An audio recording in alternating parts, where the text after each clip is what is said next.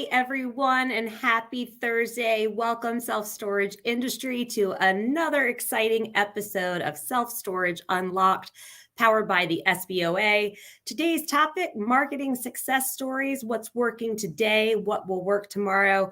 We have a rock star panel lined up for you guys today. I am so excited to introduce this team of great self-storage individuals that we've gathered here for you today. So let's just jump in, and I'm going to start doing some introductions, and we're going to hit this with the ground running, and we're going to have just a great session here today. So my first guest is CHEROLYN Chang from the Jenkins organization. She is the Director of Marketing. Hey there, CHEROLYN. How are you? I'm great, Jessica. How are you? I'm doing well. Thanks for joining us today. If you wouldn't mind giving us a quick rundown of the Jenkins organization, who you are and what you do for them, I would appreciate it. Excellent. Thank you so much for having me. Yes, I'm a part of the Jenkins organization, which was started back in 2008, if I'm not mistaken. We own, operate, and manage 43 storage facilities across the United States. I'm the Director of Marketing, which means I am responsible for all things website, marketing events, reputation management, you name it. Very cool. Thanks for joining us. And my next guest is CHEROLYN's counterpart. We have Jeremy ROLLWITZ. I hope I'm saying that right, Jeremy. I should have asked you before we jumped on here. From the Jenkins organization as well. Go ahead and introduce yourself to our lovely audience. Thanks, Jessica. I appreciate it. Yeah, you pronounced it right. It's ROLLWITZ. Yeah, a regional manager with the Jenkins organization. I have about 15 years of experience in the storage sector and experience in multiple national markets. And we are a dynamic third-party management company, willing to do whatever it takes to build that trusted relationship with our ownership. Very cool. Well, thanks again for joining us. We got two people from your group, which is awesome. Next is somebody from my internal team. I have jcasto with us today. Hey, Jess. Hi, guys. How are you? Good, good. Jess, give us a rundown of your industry experience. And now, you know, you're working with one of the best teams out there, the SBOA. Tell us all about it. So I'm jcasto. I've been in the industry for about 10 years now. I started as a property manager in York, Pennsylvania, and grew to the director of marketing for a group out of Pittsburgh. I decided at the beginning of 2020 to kind of switch sides over to the vendor side of things. And I have landed here at the SBOA to help owners and operators leverage some industry needs with our vendors to be able to get the best deals that they possibly can. Awesome. Thanks again for being part of this. You've got some good marketing background, so wanted you here with us. My next guest is Laura.kleiner. Laura works for Storable. Hey, Laura. Hey, Jess.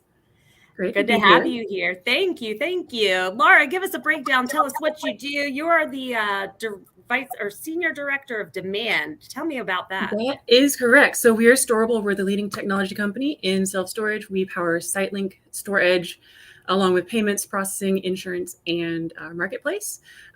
So I am part of the demand org, marketing org. So our job is to bring traffic to our clients' websites and to our marketplace websites. So I'm happy to be here. Very cool. I've been in the industry for about 3 years. Awesome. You got 1 year on me there. So very cool. Thanks again for joining us. And then I have mbakva from StorQuest. Hey, Michelle. Hello. Very excited to be here today. My name is mbakva. I am the Vice President of Marketing for StorQuest Self-Storage and the William Warren Group. We own, operate, and manage over 200 stores across the country. I'm responsible for all things marketing and branding for the company. I've been in the industry now for a little over 10 years.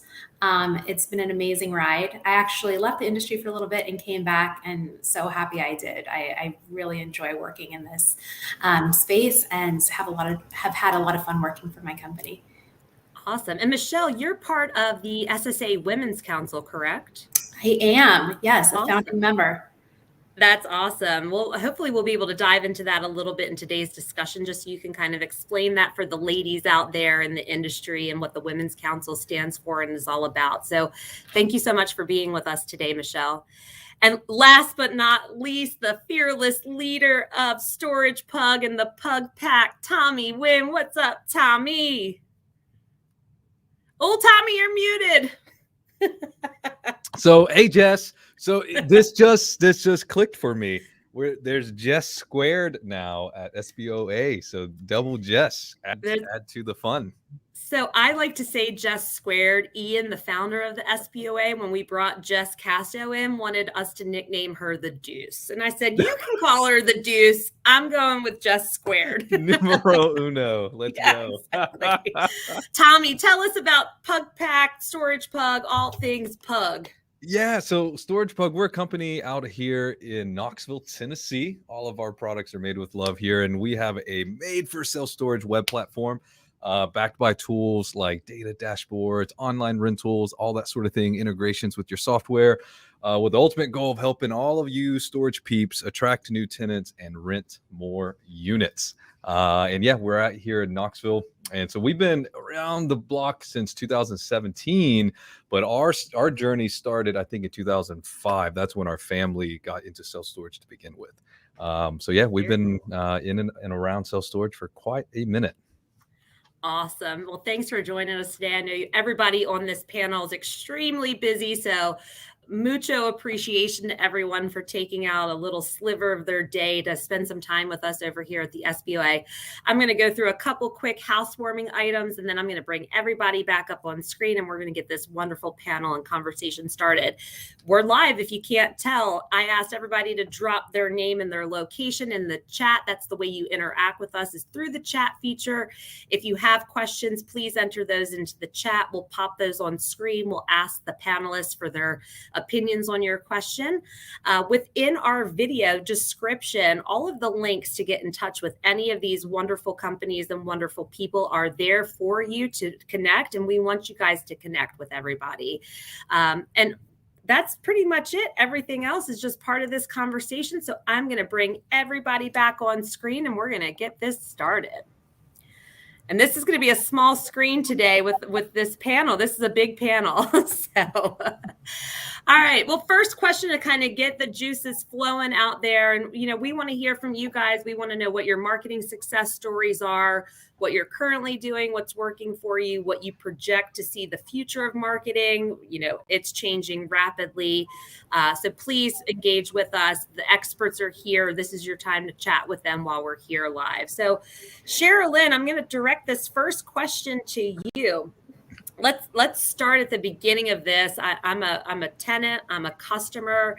I'm going through the customer journey. Talk to me about the customer expectations and what you think the most important thing is that the audience should walk away from that perspective today. So are you sort of angling this like from an online experience? Correct. Great. So I would say first things first, guys, it's so important to have an excellent website. Think of your website just as you would think of your physical storefront. If you're going to make sure that the grounds are nice and tidy on your physical storefront, think of that as the same way on your personal website. Also, high quality photos. I can't emphasize this enough. High quality photos are so important. Spend the money and go ahead and have those done so that when your consumers are looking at your business online, you're putting your best foot forward. They're seeing all the wonderful things you have to offer in a beautiful format. And the cliche is true, a picture is worth 1,000 words. They want to know, what can they store there? RVs, boats, wine. Is it a secure and safe facility? List out all the things that you do to make their belongings safe and secure. Highlight your reviews. If you have 5-star reviews, make sure that those are importing in and scrolling through your websites. List out your features. Make sure it's a friction-free process. Be able to rent online, be able to reserve online.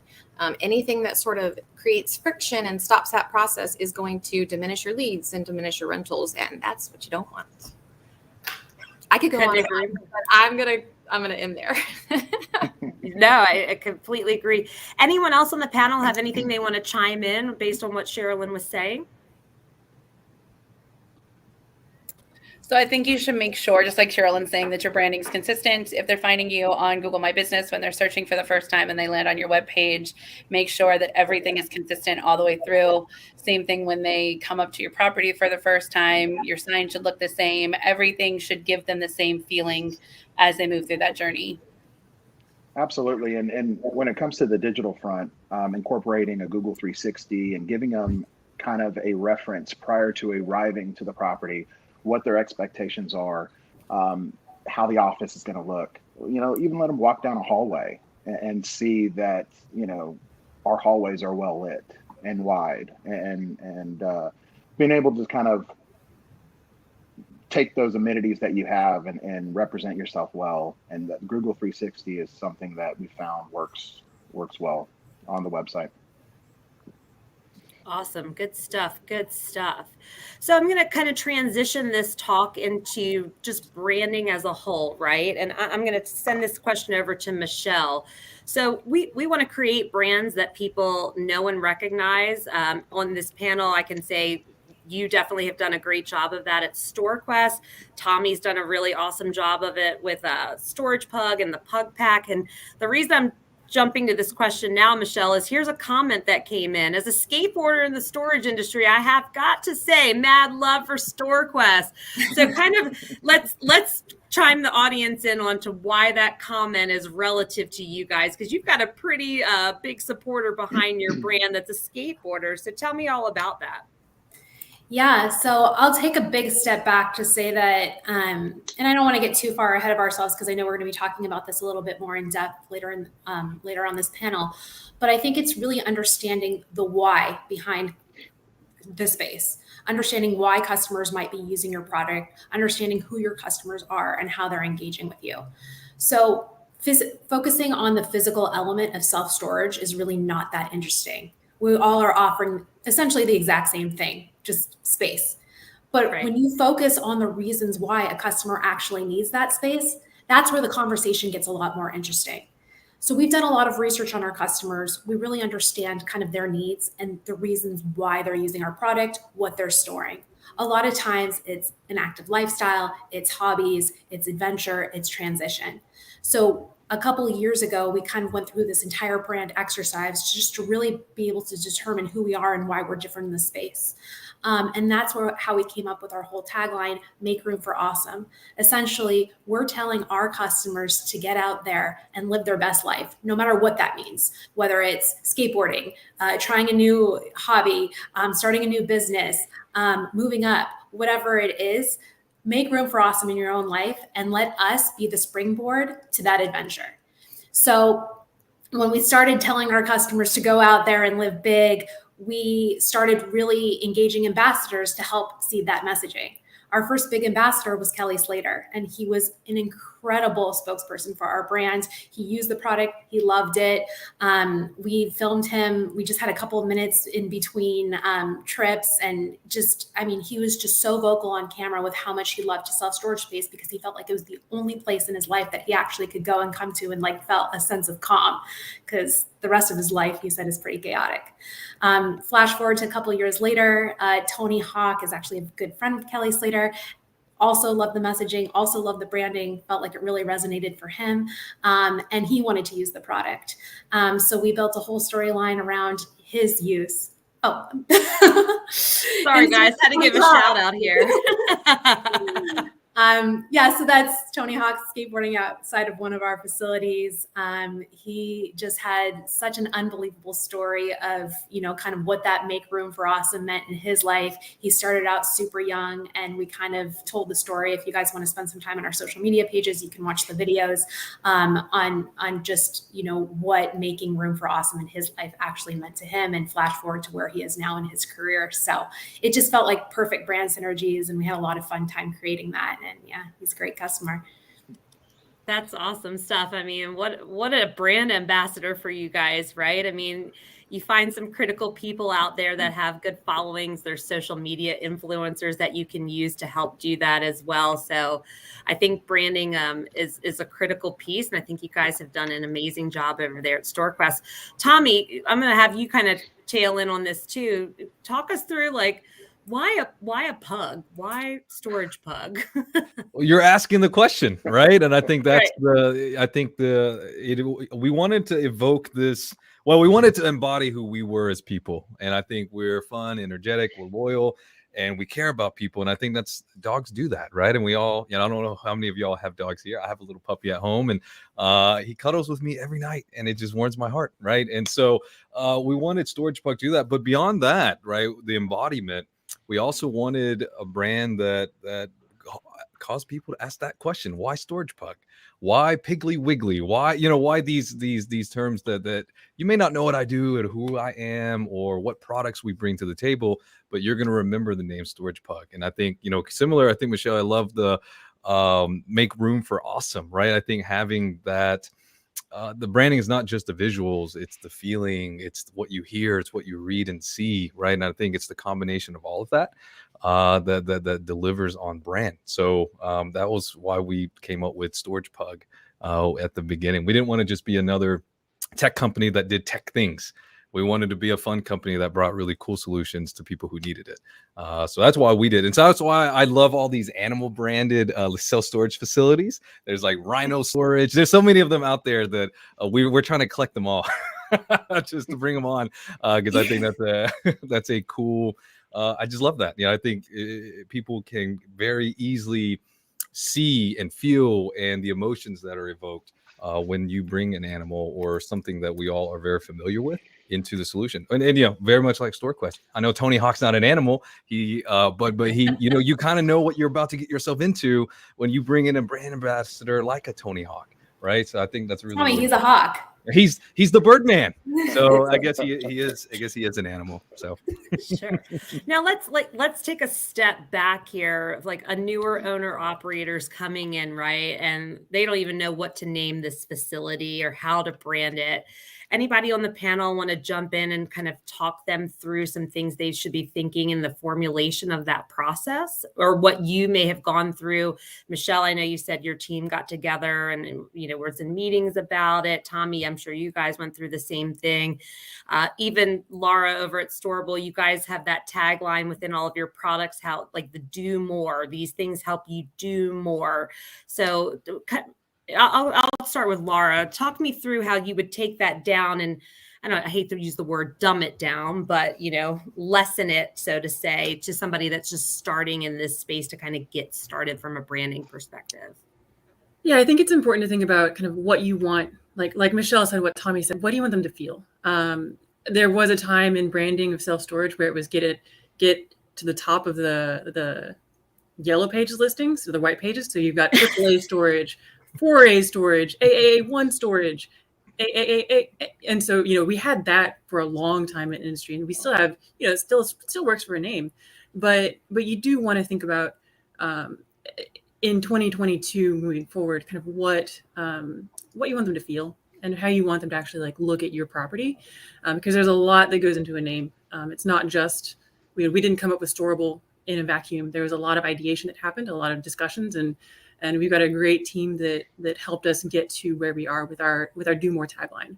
That is kind of versatile also, and it fits on the website. It fits pretty much anywhere we want to put it. It's something that we can live with everywhere. And so I would say that that's something that operators want to have, is something that you can take everywhere, and the tenants can really feel like it's one cohesive look and feel there. Yeah, I would agree with that. Now, you mentioned 2022, Laura. Kind of, what do you think is going to things are changing rapidly, right? There's some changes within Google that are happening, that are pretty major changes. So, from the customer journey expectations, what do you think that's going to evolve into for 2022? Yeah, I think that we really need to look at kind of where we were in 2020 with COVID. It accelerated a lot of things with contactless. So contactless was the name of the game in 2020. Contactless move-ins, contactless payments. So we saw a decrease in the walk-in reservations and an increase in online reservations. And so we're going to continue to see that. And so the customer journey is going to continue to be less and less in person and more on the website. So making sure you have that same look and feel again is really important. And I think also the customers are going to expect even more from us in terms of more technology and more things that help them feel safer. So really cool things like keyless entries and things like that, that as we look at what the customer journey is, they're going to start making decisions on facilities based on, can I use my cell phone to get to the property, to get to my unit? How is technology helping me get to my unit? And I think that we'll have to look for that in 2022 and beyond. Yeah, I would agree. Anybody else have any points that they want to share, what their projections are, what your magic ball gut feeling is telling you 2022 may look like from the marketing landscape? I think Laura touched on a really cool point where, I think maybe CHEROLYN, you might even mentioned it at the beginning with the consistency thing. All right. I think a big part of this is preemptively answering people's questions before they have them. Right. Kind of like this whole customer experience shouldn't be something that is like in your face. It should be just like, it's natural. Right. And I think when it's natural, that's when you know that you're doing it really well. And you know that the customer gets exactly what they need. Like, for example, like you rent a car with Enterprise. It's nothing magical about what they're doing, but I get what I need from that experience without ever having to, all my questions are answered when they need to be answered all the way through. Right. And I think Laura said the customers are going to expect more from us or from the self-storage industry. And that's absolutely true because they get all these wonderful experiences in all these other industries, car rentals, hotels, Airbnb, Uber Eats. I mean, all of these things, people get their questions preemptively answered. And when they are not preemptively answered, there's a known and well-organized place to go fetch those answers. And I think the combination thereof I think that's where marketing your facility, whether it's digital, whether it's in person, whether it's signage, I think that is a piece of the puzzle that we're going to really have to figure out heading into next year. Cool. Anybody else? I'm just going to hop in and say, I think the branding element is crucial. And I think that we've, as an industry, have been so focused on search engine optimization, getting to the top of the page, whether it was in the yellow pages or now on Google. And I think customers are expecting more and more affinity towards specific brands. And I think that it's really important that your messaging and that, who you are and who you say you are is consistent across all channels. We're noticing that, sorry, I'm distracted by Kara's comment. That's funny.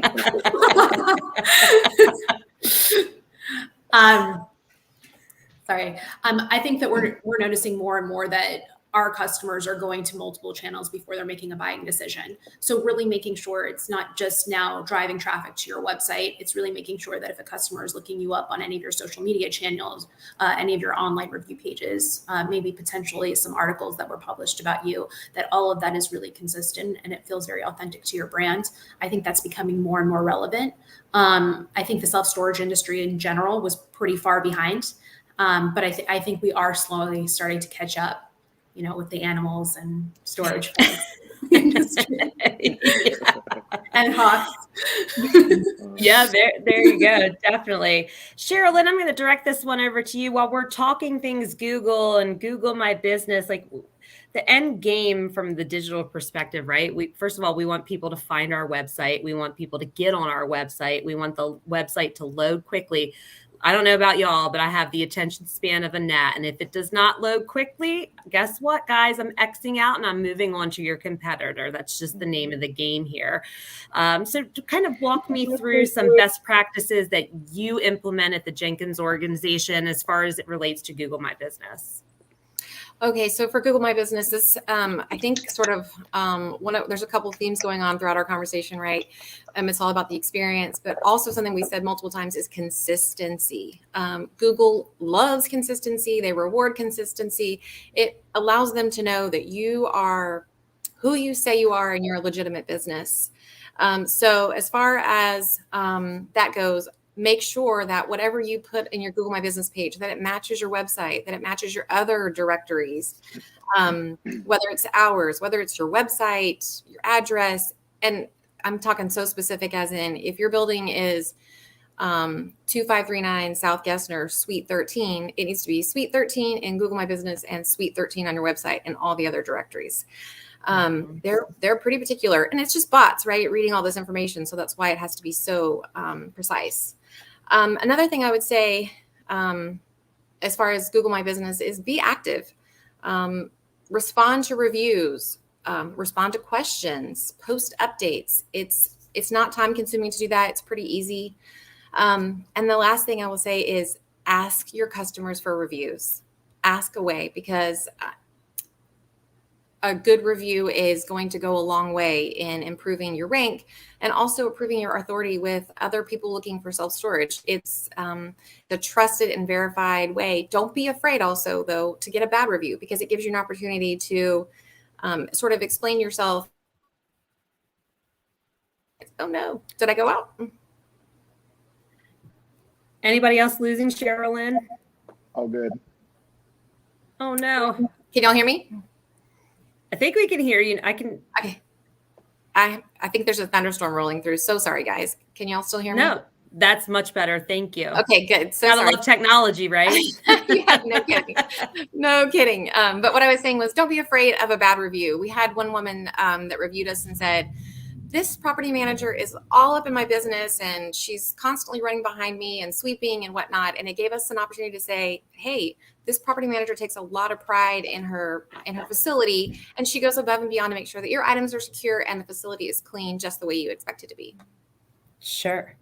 Has anyone implemented, as it relates to asking for reviews, like a QR code, making it a very seamless and easy process for the customer, like where you can hand them a card versus, because what's the likelihood of them leaving and going, yeah, okay, I'll do that. Like, get them right there, have them scan that code, do it right there. Anybody doing anything with that?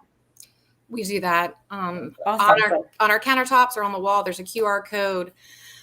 We also send out emails to our customers frequently, asking them for reviews. And something I will say in addition to that, to follow up on that, Jessica, is get them to review before they leave your office, because if they get in their car, someone's going to call or a kid's going to scream and they're not going to do it. So yes, that is a great point. Get them to do it while they're right there in front of you. Awesome. Michelle, does StorQuest do anything similar to that? We actually use SMS.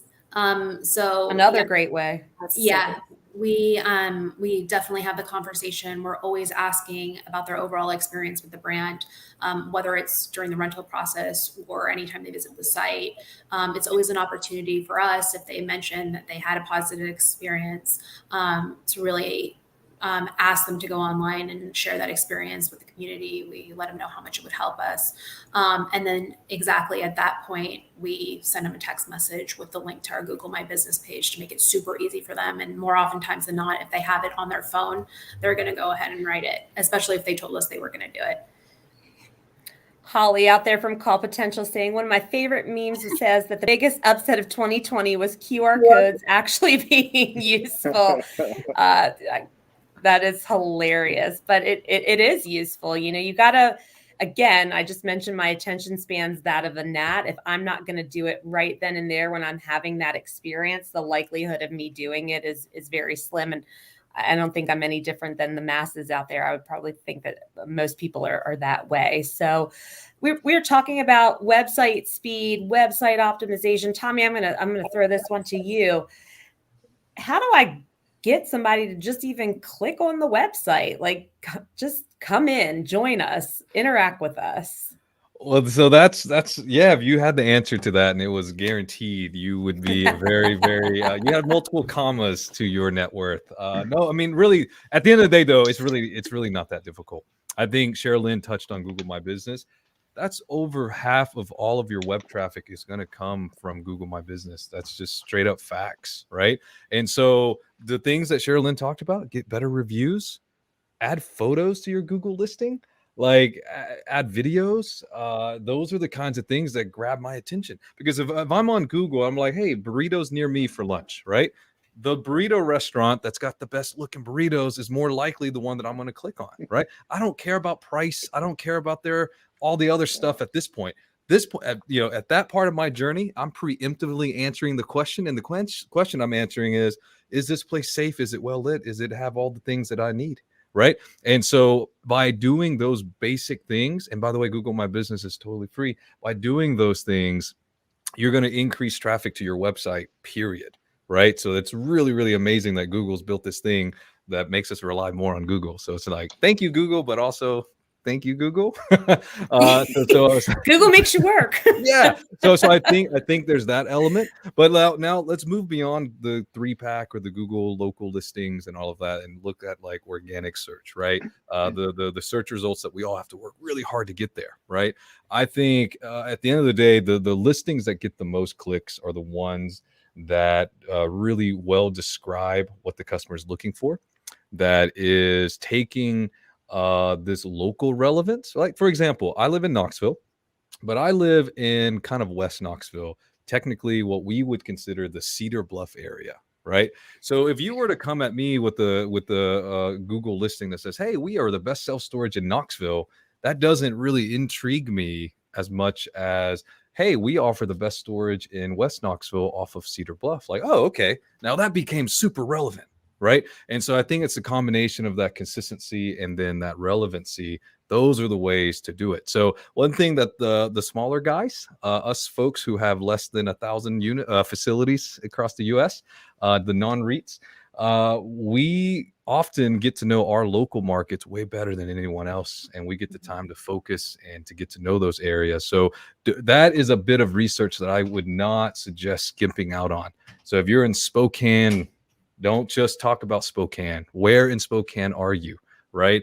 And really speak to that segmented audience, because those are the people that are more likely to click on your listing when they see it. So I think it's a combination of all of those things. But at the end of the day, if you don't do any of those things, just add a few photos to your Google My Business, and I promise you, like within a week, you're going to see more traffic to your website. It's that simple.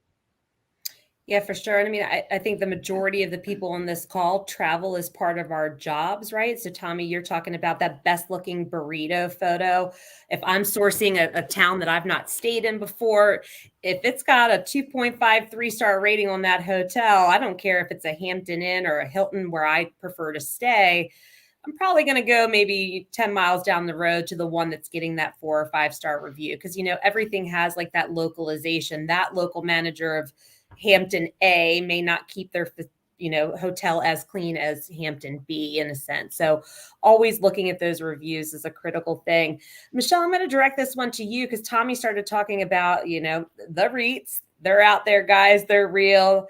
Everybody's, competing against them in a sense, or trying to do what they're doing. What can we be doing from a local perspective? Like, where would you suggest a local owner operator start for their local marketing? Well, I'll start by saying that we're a very environmentally conscious brand. So one of the things that we've done is really taken the time to identify local eco-friendly causes in each one of our markets, and really making sure that we took the time to understand the impact and what they were doing to help preserve the community. We've partnered with many of those types of organizations across the country in almost every single one of the markets that we serve. And we take a portion of the proceeds from each rental and donate it back directly to that cause. We talk a lot about it on our website. We have an impact calculator at any of the sites that have large monitors. That's the first thing that you see when you walk into our facility is just, how many trees we've planted, a local park that we've restored and whatnot. And I think that, from a marketing standpoint, the value in that is that these local organizations are going to be talking about you, and they have a whole network through their social media pages and through their branding. So that synergy, I think, is very useful in helping amplifying your marketing message. There's a lot of free PR associated with that we like to leverage. So I think that's one important piece. I think also when we talk about local branding, I think people feel like they have to go out and pass out flyers and go door to door and shake hands. And especially in the COVID era, I feel like probably not a single one of your managers, or if you are a manager, you actually want to take the time to do that. So I think that there's a lot of things local marketing related that you can do digitally. I mean, Google My Business is a big piece, but even thinking about blog articles, which is a great way of getting content on your website, partnering with some local brands, some local companies, local organizations, charities, whatnot, writing an article about that. You can get a lot of really good SEO and a lot of good content from that. Just make sure that you're sharing it. And then one other piece that I think is really effective is just a B2B referral network program. That's something that I think anybody can do. Just start to pull up listings in your area of local businesses, apartment complexes, real estate agents, get to know those people in your community and really form a partnership. It's not just, I mean, yeah, it's important to send them information about your company or about your brands, but what can you do to support them? Is it cross referrals? Is it maybe setting up some sort of referral program where you're giving them X amount every time they send you a referral, sending them a thank you note with some of their favorite goodies, thinking about it in that way and really forming a partnership? That's when the relationship's going to become a lot more meaningful. So I think that those are some things that you can do. Obviously, there's so much out there. There is so much out there. And I want to bring a point to your local charity. Think about it this way on the flip side. All local charities have like a global governing body above them, right? So even though you don't need global presence because you're trying to stay local and hyper focused on your local market, you could still, by just those charitable acts, reach a global audience through those channels, which is a really cool thing that can happen there too. You mentioned content. CHEROLYN, I'll direct this one to you. I actually read an article the other day, and everybody has an opinion out there. They just do, whether we like it or agree with it. And the opening sentence was, "I'm sick of hearing the phrase content is king." And I'm like, I'm not necessarily there yet, because content is king to me. I don't know if anyone on the panel disagrees, and if you do, that's fine. Let's debate it out. Let's do it. But and there's many forms of content, right? You can have short text, long text, video. What do you think is like the most effective, and without overwhelming or inundating, a smaller owner operator? What would be some like preliminary steps you would give them to start building that content? Okay, so I really liked that Tommy touched on how your content needs to be local. So when we develop our content, it's very specific. Houston is one of our biggest markets, and Houston's a really big place. So it's not enough to say Houston. You have to get really sort of targeted and say we're in the Rummel Creek area, just west of Houston, or in the west part of Houston. And as far as content that allows you to be a resource, think of things that your consumers are asking you when they walk in the door. Packing tips is always an easy one. What are the best tips for storing my wine, my boat, my RV? Those are easy things. What do I need to do something special if I'm storing it long term? Do I need to drain it? That's key information that a user can use and find value in your product. And anytime you can be a resource, you're going to win. Security is huge in this space. So tell them, what are you doing to make their belongings safe? Are you providing insurance? Do you have cameras? Are you walking the property every single day and checking locks? Anything that you are doing that can be a value of them, make sure you share that, highlight that. Yeah, for sure. And then you can even go back to the photos. I was on a call with Alana Ross a couple weeks ago, and she likes to visit her local market. Alana's from storageauctions.com. And she based not going and doing a site visit with this particular facility because the photos looked so sketchy and didn't look safe. And kudos to her for taking the time to, look into that before making that decision of going there. So there's a lot of stuff that you can do, tons of stuff that you can do. To piggyback off of what she was saying, Jessica, you can actually have a lot of fun with it too. So you could do things that are as simple as, what are the best ice cream places in Pittsburgh? And then you sub-market that out to like each individual little borough. So you're hitting a lot of the places that your stores are in. So think outside the box and things that people might be searching for anyways, like Tommy said with the burrito, and then kind of drill that back to self-storage. Yeah, for sure. Jeremy, I'm gonna push this one over to you. I think one thing that does not get mentioned a lot, and it's still a form of marketing out there, is word of mouth. And the best way to get word of mouth marketing is by servicing your current client base, right? So walk me through some initiatives that you guys do at Jenkins organization to make sure that you're delivering top-notch service out there to your customers to gain that word of mouth advertising. Absolutely. It's a great question. Thanks, Jessica. So basically, we feel that loyalty doesn't start with the initial interaction. And frankly, it doesn't even happen overnight. Loyalty is built through our customers' overall experience with us. It's created by our continual follow through. And I live by this saying, say what you mean what you say, and do what you say you'll do. It's the bottom line. The clock starts as soon as our potential customer enters our parking lot. Curb appeal. How are we representing ourselves within the community? Secondly, we're looking for those wow moments. Do we open the door for the customer? Did we come from behind the desk and greet them with a smile? Is it raining outside? Did we bring them an umbrella to their car? I mean, these are the things that will effectively create lasting impressions with our customer base. And like we all talked about before, the reviews that we're looking for and we anticipate, they'll fall into place at that point. We must also educate our customers and what we have to offer, while keeping the customer's needs and expectations at the forefront of the sales process. This includes utilization of our specific management software, sending updates on property events, birthdays, even customer anniversaries with you. Finally, last but not least, grassroots, something I'm very passionate about. And as Michelle mentioned, just getting involved with the community. This could be as simple as partnering with a local school to host a food drive or sponsoring a local sports team. The more we drive our support within the community, the more we can rely on the loyalty and the word of mouth from our customers. Absolutely. Anybody else have any points they want to share on word of mouth marketing? Yeah, I'd like to also add something that our property managers do is they join the Nextdoor app and also like community Facebook pages. And anytime they see an opportunity where they can be a good neighbor, I think is kind of what we're all saying, be a good neighbor.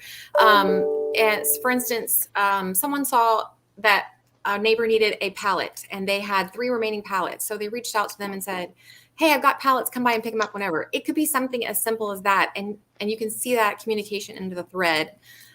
If there's ever an opportunity to host some sort of charity fundraiser and we can partner with that organization to do that, we will. We're always looking for an opportunity to serve those around us. Yeah, that's awesome. That's good stuff. Good stuff. And Tommy, we may have been on this call. This may be it might have been a Gab focus show. I think it was actually, where you had mentioned, and this goes to like customer service and just building that. When you walk in, I'm sure this is painful for anyone that watches this go on at their facilities, where their manager, their sales associate, customer service rep is sitting behind the counter and they don't stand up, walk around from the counter, shake hands, fist bump, elbow bump. We're in COVID still, right? But to make that, and I always like to use my personal preference. I shop at Nordstrom's. I love that the Nordstrom's rep walks around that counter and hands me my bag. I don't know why, but I love it. And it's built loyalty just for that reason. So really trying to like tap in and be a good steward of your brand is another critical piece. We have some questions coming in from the audience. Gosh, I feel like we could go probably for 3 hours on this. So I'm going to pop some of these questions up. Whoever feels comfortable, raise your hand, jump in and answer them. So we've got a question from Holly. Call potential. How are you connecting your online brand persona with your offline activities, i.e. walk-ins, phone calls, ongoing relationships, etc.? Who wants to take that one?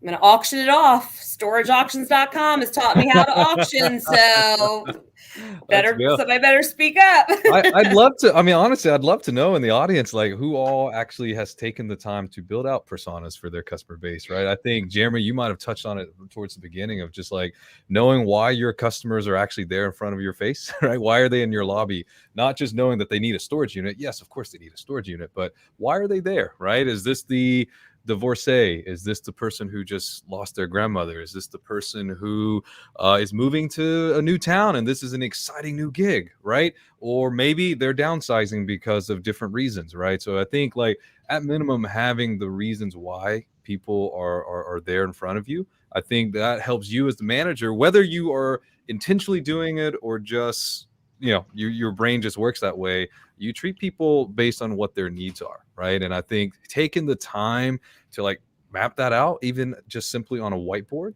will help train not just the manager to become better, like be that good steward, Jess, that you were talking about, but help you train future managers and future customer service reps that join your team. So if you haven't taken the time to kind of whiteboard the personas that Holly is chatting about, I think it's very worthwhile to do. Yeah. Anybody else want to touch on that?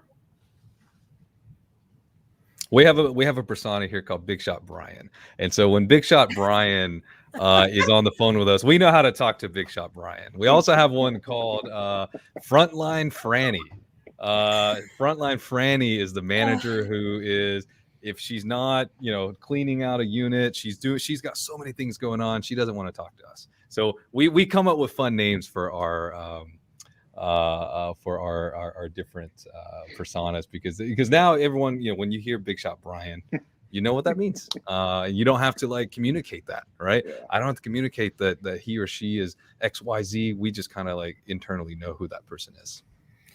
Yeah, for sure. And I mean, you know, storage, there's a need there for a reason, right? They're in transition, they're moving. It's not the most fun experience when you've got to go find storage. Like, let's just be honest about it. Something's going on in your life at that time that's creating that need. So I think that's another critical thing to think about. You know, we call it everybody, what was it, Jess? They're like, we're counselors behind the counter, or self-storage counselors as people come in. I want to pop this up. Josh Huff said that you know, membership in your local chamber of commerce is a really helpful tool as well. I would echo that. It's great because they have like their breakfast events, luncheons, networking hours. If you sponsor the networking hour, you're even able to go up and give like a 20-minute spiel to all those people. And think of just like the B2B connections you can make there from the Chamber of Commerce and the involvement in that. And the annual membership to be involved in one of those is pretty minimal in the grand scale of things, I would say. So we've got a question from Matt. Like a lot of facilities during the pandemic, we've remained full, which is a challenge in itself. You need to be changing your rates. I'm just going to throw that in there. Get some of them out, Matt. But what are some ideas to remain marketing viable with little or no space to offer? Who wants to take that one? First off, I think we need to create some churn by creating some current customer increases and increasing our rates and making sure that we're competitive in the market. I don't think anybody should be full. I think there should always be some room for us to be able to put that person with that current need into a unit at that time that they walk into our office. So that would be my feedback. You know, it's imperative to make sure that this remains part of your top 5 list when interaction with your customers, and making sure that you have available space by effective rate management. Yeah, I totally agree with Jeremy. I would also say that this is an opportunity to continue to grow your brand. So now you're able to save money on digital marketing. No offense, Laura, but maybe you can take your property off Storable now. What else could you be doing? Did she just say that? No one's taken. Go, Michelle. I'm just That's kidding. how you do it. Yeah. It is. It is. But now what are other opportunities that you can really fine tune your business and prepare for when things, you know, are not the way that they are right now? You know, there's going to come a time where either you enter slow season or, you know, climbing out of this pandemic and things might take a turn. So you really want to make sure that you're prepared for that. So I would say also focus on all the things that we were talking about, you know, the online reviews piece, keep on getting those reviews. If your customers are not moving out, chances are they love you. So how can you really be able to leverage that? How could you turn them into advocates of your brand? How can you focus on your social media presence? All of those other things that are super important to your business. Now's the time to focus on that. Michelle, I couldn't agree more. In terms of how you focus on your brand, think about all of the the free things like GMB and making sure that that's optimized to where you don't need to pay to have fill units. That's a different life cycle there. And I would also think about, as you are marketing, as you are kind of looking at your website and how you want to present yourself, if you don't have units available, it's also an opportunity to say like, hey, join our wait list. You're interested, there's a potential for something to open up next week. And so have that kind of in the background ready to go so that you have those people and you've got that lead captured there, which is really important too. Especially on the specialty spaces, right? So if you're talking like RVs and you're talking antique cars or something along those lines, make sure you are building that wait list, because people are inevitably going to want a place to put it. So do that. And I have to agree with Michelle. You should absolutely be working on that brand loyalty. Like, this is a time for people to fall in love with you. You get to do fun things on your social media now. Like, you're not hardcore hustling. You get to actually like build that personality and have people start to relate to you, and in turn start to refer to you and their friends. Yeah, I mean, none of this is like a set it and forget it type thing, right? You constantly have to be working this and refining the process while you're working this. I'm going to take the flip side view of this. What if I'm not full? There's different lead aggregators out there. You can use Google My Business. What is everybody's like top way of sourcing the top of the funnel from a lead perspective to help fill up those units? If you're having a hard time doing that and you're not as occupied as some of the people that are, close to 100% occupancy. I hate to sound like a broken record, but 100% my favorite lead is the one that cost me the least. And being a good neighbor it's not that hard, guys. It's not that hard to, like Jeremy said, make sure that you're providing an umbrella for someone if it's raining outside. That person is going to tell their neighbor, and that person's going to tell their neighbor. Do those things. Be a good steward of your brand, like we've already said. Have those events, assuming that you can do it safely with COVID. Have those events. Find ways to take care of first responders. Find ways to support your local elementary school. Get backpacks for kids in need. There are ways for us to get our names out there and make people know and have it stick. That's the key, right? Is that there's so many marketing messages that we see every day. How are we going to make our brand stick in their mind? And I think by really impacting someone's life or impacting the quality of a neighborhood, you're going to be that top of mind brand whenever they need your services. I'm a big fan of that. You also want to provide different services within your main service, whether it be packing and shipping or rental trucks or some other service that's going to drive footsteps to your facility. I'll tell you, at a couple of our locations where we have these packing and shipping centers, I mean, we see up to 100 footsteps a day. And so at a property that may be in a lease up status, I mean, 100 impressions is huge. I'll take 1% of that a day. So it's just adding to the services that we provide to, leave that warm and fuzzy, make yourself the one-stop shop in that community. Because as we all know, there's some pretty tight-knit communities out there, and word of mouth spreads like a wildfire. And so if we can create the one-stop shop, I mean, we're going to see some advantages. And in some cases, we're seeing lease up time diminish because of having these auxiliary services at our facilities to cater to our customers. And then that just gives us the opportunity to create additional wow moments with them during that face-to-face interaction. For sure. I was just going to add, sorry to interrupt you, Jessica. No, go ahead. I was going to also say, looking at your marketing funnel and really understanding where you're missing the mark. Is it on the traffic side? Is it on the conversion side? When that person calls your property, how are you converting? Understand where your issues are, and then get laser focused on those. Maybe traffic to your website isn't the issue at all. Maybe it's just the setup of your website is so disorganized that people don't really necessarily know where to go to call you. So think about all of those things, the entire user experience, and figuring out which stage of the funnel you can really optimize and improve. Yeah, I would agree with that. I was going to say the same thing, but kind of on a different level. So look at your Google Analytics and see, are people actually coming to your site and then bouncing off? Has your bounce rates increased? Is that because your pricing is too high?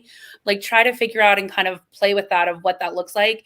And then make sure no matter what you're doing, your Google My Business is optimized and beautiful. Even if you have to pay somebody else to do it for you because you don't feel qualified, make sure that that is 100% beautiful and optimized, because that's where so much of your traffic is coming from. Yeah, I would agree. I've got 2 more questions in the audience, and we've got about 4 minutes before we wrap up here. So I'm going to throw these out, and we might run a couple minutes late. We had a list. We had a planning meeting, guys, in order to get this group together. We had like 15 questions, and I knew within those 15 there would be A, B, C, D, E, F, G versions of how that could, pan itself out. But this is a good one, and I like this one too. This is Kent France. I have a regular pest control done at my facility. Do I mention this, or does it raise a negative flag? I think preventative maintenance is a key to the overall customer experience. I mean, nobody wants to go in their unit and find a dead mouse or find, I'd rather find a dead bug than one that's crawling across the ground. So actually incorporating the pest control service as one of our amenities, I think is valuable. I think so. Yeah, Kent, great question on this. I think there's like 2 schools of thoughts, right? I think you have to think about it. What does my facility look like from the outside? Not all babies are cute. Most babies are cute. Maybe all babies are cute. My babies are cute. Sometimes babies are ugly, and just know that from the outside, right? Not every one of us can have a Class A facility that could really live in Times Square, right? Like not all of us have those facilities. So know the surrounding areas that you have. And does your facility, like from afar, does it look like, man, I'm not really sure about that? Really ask yourself that question, because if so, then yes, you should broadcast that you do pest control and you do maintenance and you do those kinds of things, because knowing that will give me that little bit of reassurance that by looking at your facility, it didn't pass the eye test, but this extra information can definitely help. But I would also argue that if you did have this massive multi-story Class A facility, that some of those things are probably just a given, right? And I would, as a consumer, I'm willing to just assume that you do those things because you have this fantastic facility that has its own branding, right? Going back to Marcel's conversation about branding, the way your facility looks is a big part of that, right? So I think Kent, just kind of do the eye test on your own facility. And I don't think there's a right or wrong there. I think there's a good use case for broadcasting and advertising that you offer those services. For sure. We've got Alana asking the question, what do you recommend for incentives for word of mouth or referral rentals? Do the gift card with your brand, make it Visa, $150, whatever it is. I would say 50 is probably a good enough price point to get people to actually engage with that. But make sure that whatever gift card you're giving is branded with your logo, so that when they're spending that money, they remember it and they think about giving your name next time. That's a good one. We also utilize a $25 referral credit to our existing customers to try to drive some word of mouth referrals. Seems to work well. And then to follow up on what Jeremy said, this isn't so much word of mouth, but for apartment complexes, we create goodie bags and we offer, like Jess was saying, a gift card with our logo on it that offers free storage for 1 month or $100 off your first month or something like that. Yeah, and just last thing, tip treats. I've gotten pretty into lately, sending local apartment complexes from us, our logo, our cards. Who doesn't like warm cookies and some milk? I mean, it seems to go well. The feedback we're getting as well, and we're getting the referrals. So that's awesome. And Alana is asking me here. Hold on, guys. I'm sorry. I'm losing control over my screen. Bear with me. That was funky. Sorry about that. Where do you get branded gift cards, Jess? Alana says she's never seen them. Giftcards.com. Oh, well, that giftcards.com. Then that's pretty easy to remember. That's amazing. And then Trish says she's had customers not want money for a referral, so I started letting them choose a youth nonprofit for me to donate on their behalf. That's another great thing. And you have to speak to your customers too. Like sometimes monetary incentives aren't necessarily it. So I think this is a great secondary way to kind of channel that. This is awesome. Oh my gosh, guys, it's 3:01. We're over time. We try to keep these to an hour. I could keep talking to you guys for hours and learn so much, and I hope that the audience feels the same way. Going to throw up a quick announcement. First announcement, Jeremy and CHEROLYN and Laura are all in the state of Texas. Texas SSA show is starting next week. If you are a owner operator in the state of Texas, you should join your state association. You should attend that show if you have the availability to do so. And then the SBOA has a virtual conference coming up on November the 3rd. It's going to be from 11 to 6 Eastern time. We're going to have 2 educational tracks. I know the Storable team will be there. Unfortunately, Tommy's team is busy, so I can't grab him for this one. But we have a lot of great partners and a lot of great resources that are going to come on with us. So check that out. You can go on to the SBOA.com to register. Registration is free. You could sit right here like you're doing with us today and interact with us. We decided because of the variant and all that stuff going on still with COVID that we were going to remain virtual and keep our people safe. So we hope to see you guys there.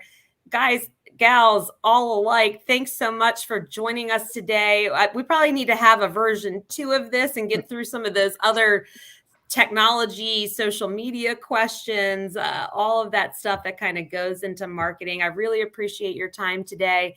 And if anyone in the audience has any questions for any of one of these panelists, again, their information is in the description. You can get directly in touch with them. Or if you can't figure out how to do it, you can get in touch with me and I'll get you guys connected.